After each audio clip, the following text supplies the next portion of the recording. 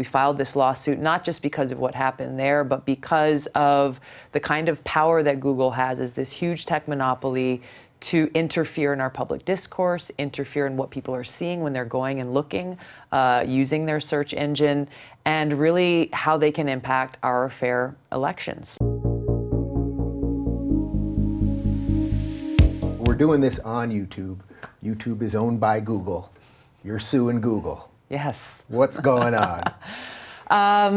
They've got too much power. They've got too much power. I think the short story is after the first debate, as well as the second debate, but after the first debate, I was the most Googled candidate of the night.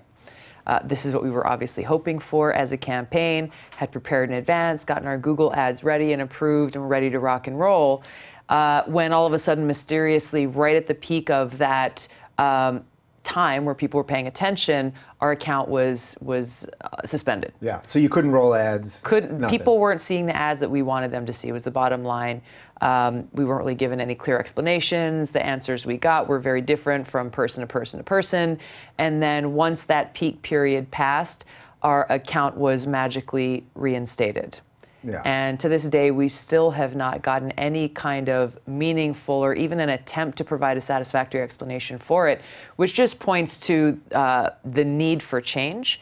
We filed this lawsuit not just because of what happened there, but because of the kind of power that Google has as this huge tech monopoly to interfere in our public discourse, interfere in what people are seeing when they're going and looking, using their search engine, and really how they can impact our fair elections. Yeah. How do you decide when that moment is that you want government intervention? Because, you know, this is where I lean a little more libertarian. Yeah. And I think people on both sides of this can take totally moral, responsible, well thought out positions. Yeah. But there's like just that spot where it's like, okay, now we have to make a move. Yeah, it's at that point where we are now, I think, as a country, where people, regardless of your political ideologies or how you are using these platforms, are in a position where our freedom of speech is threatened, and you have such a big tech monopoly with the power to provide undue influence, both through their algorithms as well as suppressing people's freedom of speech and their accounts,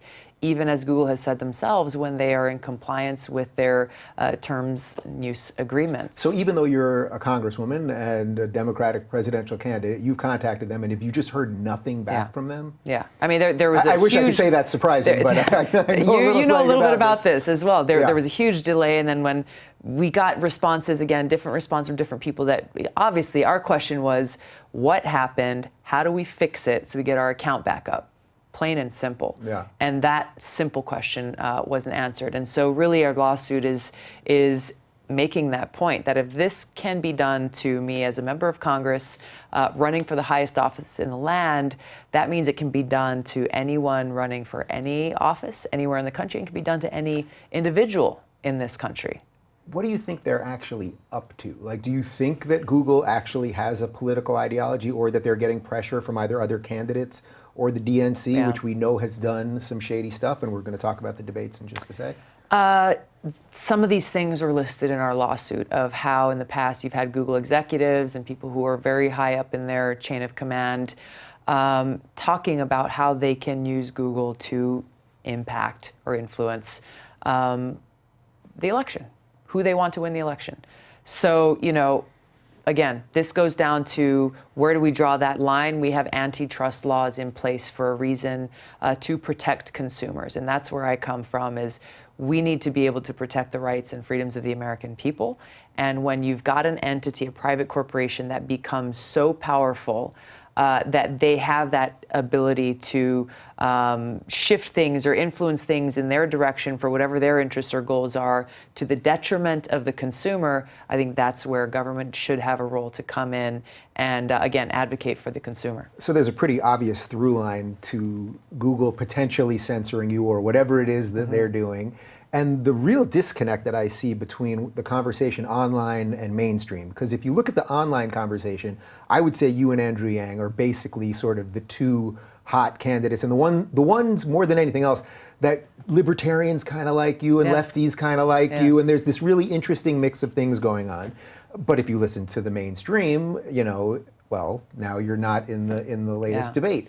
So what do you account for with that? Is that just purely just tech nonsense? That disconnect is also what we're seeing with people on the ground who are, coming out to campaign events, town hall meetings, who are engaging in our process, who are seeing that same thing that you're talking about online being reflected in real life, where we have a broad spectrum of ideologies of people who are coming to my campaign, who are supporting my candidacy, because we're about unifying the country, because we love our country. Yeah. We care for each other as fellow Americans, respect each other, and understand that by bringing our diverse ideas together and standing united, we can do great things for our country. It's interesting that you just said we love our country, because I briefly mentioned this in the green room, but I had Glenn Beck in here a couple days ago, and he said, he didn't even know that you were coming on because this just happened in the last day or so, but what he said was, I disagree with Tulsi on almost everything, but it's very obvious that she loves this country.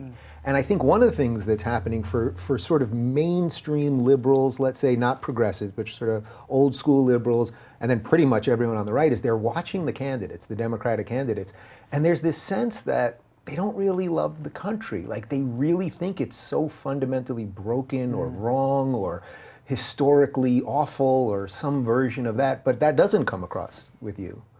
That's not even a question. No, I'm just handing you something. Yes, I am unabashed in my love for our country. It's what's motivated, these major decisions that I've made with what I want to do with my life.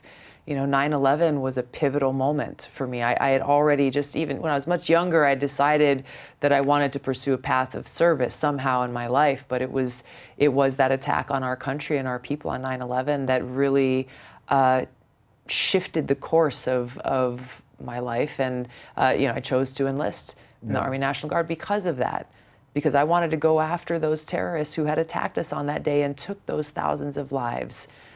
Something that I and so many others in this country continue to remember as we approach the anniversary of 9/11 here in just a few days. Yeah, so speaking of that, so I wasn't planning on going there, but since we're only 4 days away from the 9/11 anniversary, would you have ever imagined that the sort of level of discourse and the way that we seem to be fraying, and that the sides are, running off in different directions and the middle keeps getting whittled away, do you think you could have envisioned that way back when? Probably those 18 not. years ago? Probably not. Especially the unity that we saw in this country after that attack took place. It was a beautiful thing, and I think it really represented what we're talking about. That as different as our ideas may be, as different as our backgrounds and stories may be, as diverse as our country is, we stand united as fellow Americans, and we are there for each other, especially during those darkest of moments. But increasingly, we are seeing these divides further tearing us apart as a people, and a loss of that remembrance of what that unity is and why it's so important, that common ground that we stand on as fellow Americans, and how integral that is to our identity. How do you think we get back to that? Because there's a feeling that we should get back to it. Yeah. You can everyone's kind of like, oh, I'm tired of the hate, I'm tired of destroying everybody and the rest of it, but no one's sort of leading us there yet. I think that's the problem is we have people in positions of power and influence, and yes, politicians, people in the mainstream media and others who profit or benefit in some way, shape, or form off of further deepening these divides and fanning those flames of hate that really undermine who we are as a country.